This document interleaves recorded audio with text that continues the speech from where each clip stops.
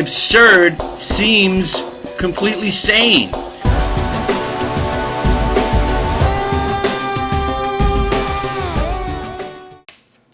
And we're back.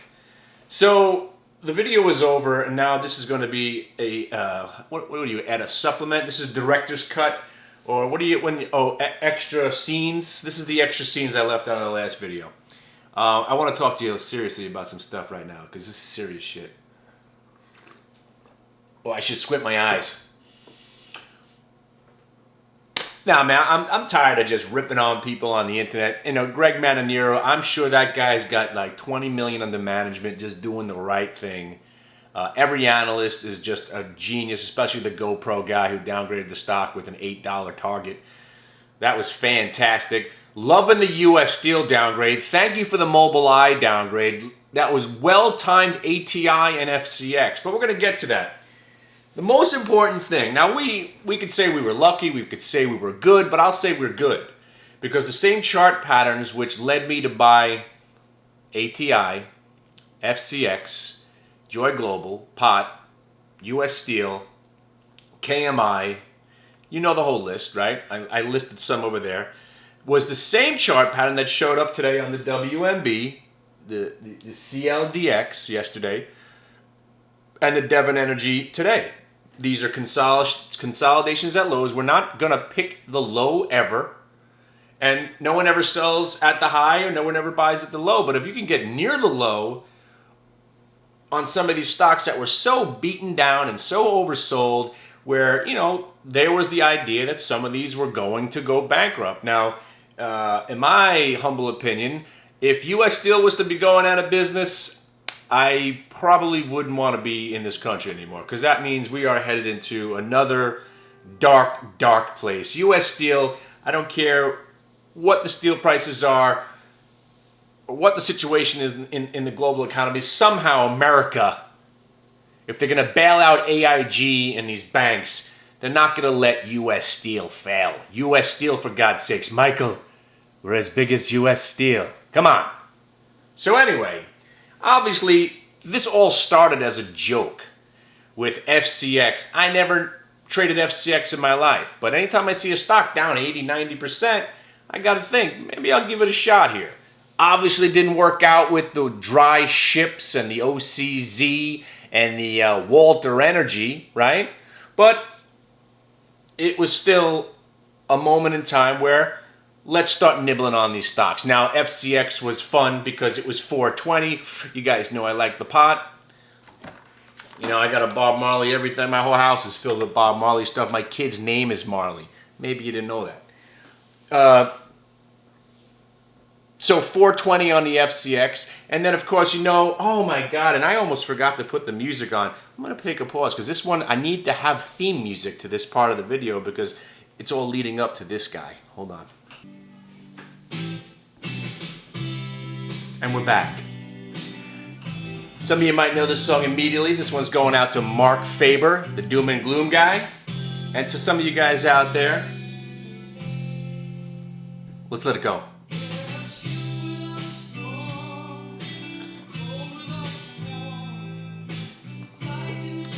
You'll know why this song's dedicated to Mark Faber and everybody that thinks buying some of these stocks right now is a great idea. Hang on, feel it.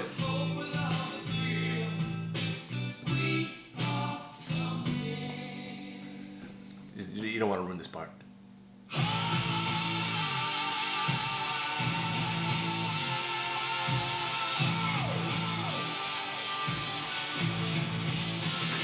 This is Last in Line by Ronnie James Dio. I don't own the rights to this, so YouTube, please let my video go. Ronnie, it's just a background. I want to play the song.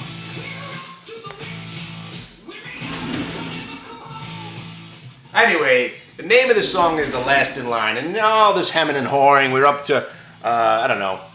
I don't want to feel like I'm wasting anybody's time, but well, first of all, let's recap the beginning of the video when I was giving you that list of stocks. Now, you do realize what I do, you know.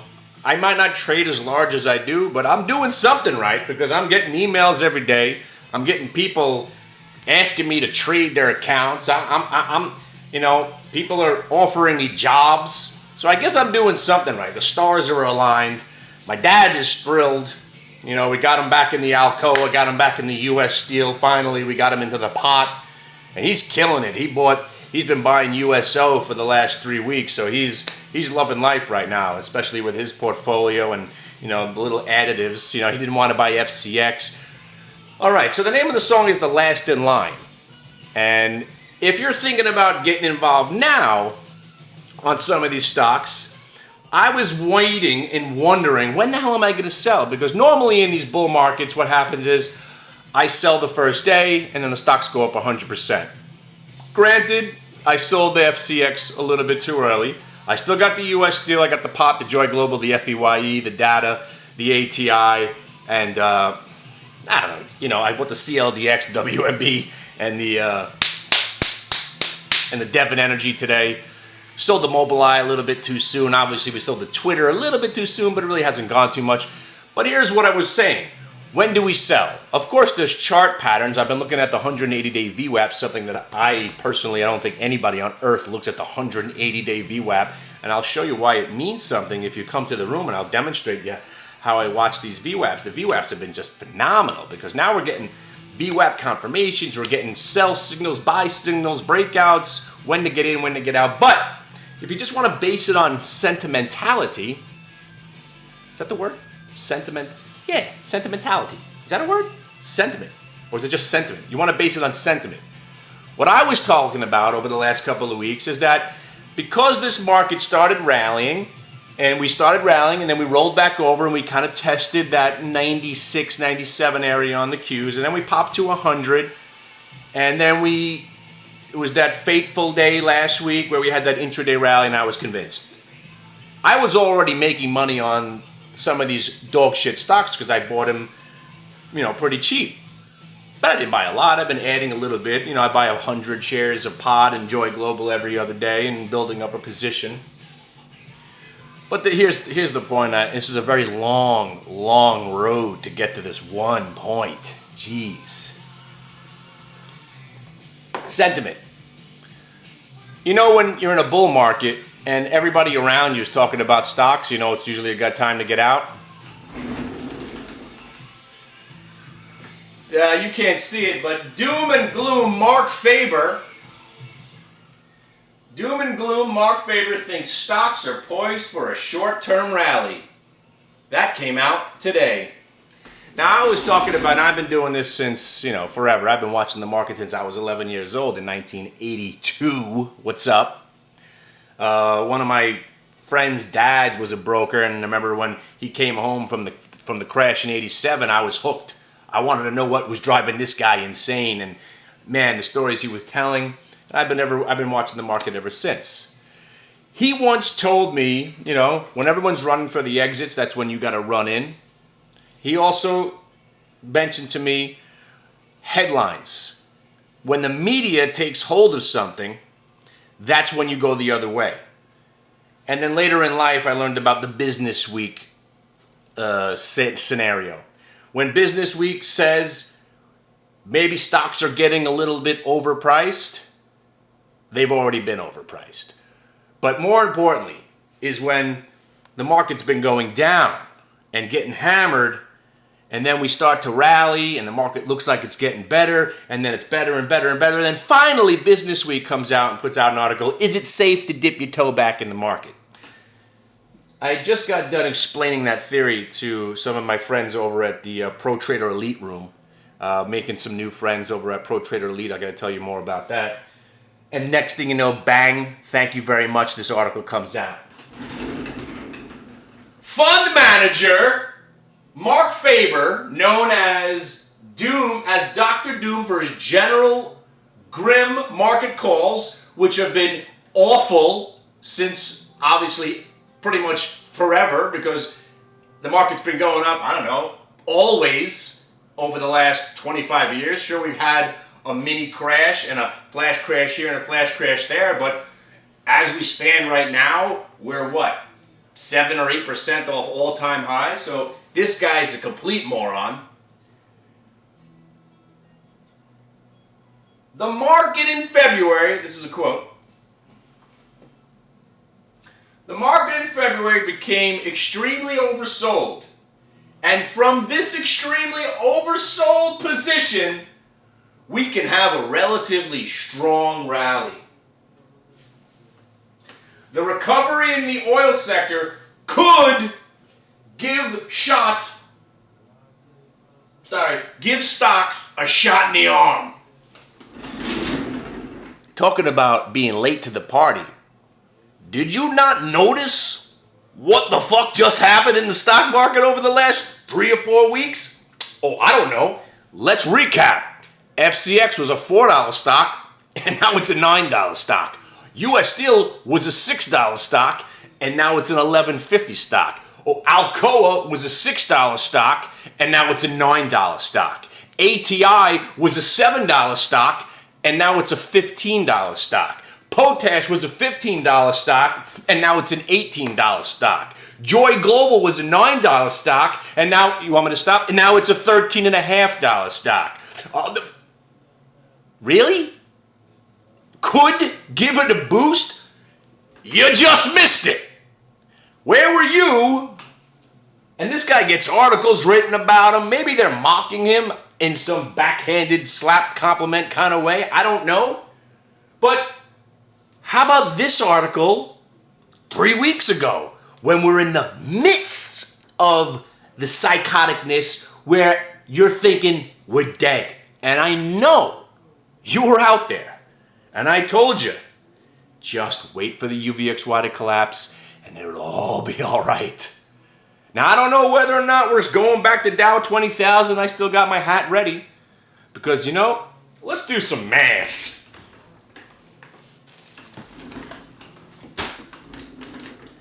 So 16,899, we're at the Dow right now, right? That's where we're at right now. So we're going to multiply that by 20%, right? It gives us a 3,379 point rally. So you add that to today's close, 16,889, and that would be Dow 20,268. Now, did I just inadvertently call for a 20% rally from March 2nd to the end of the year? Fucking A, I did.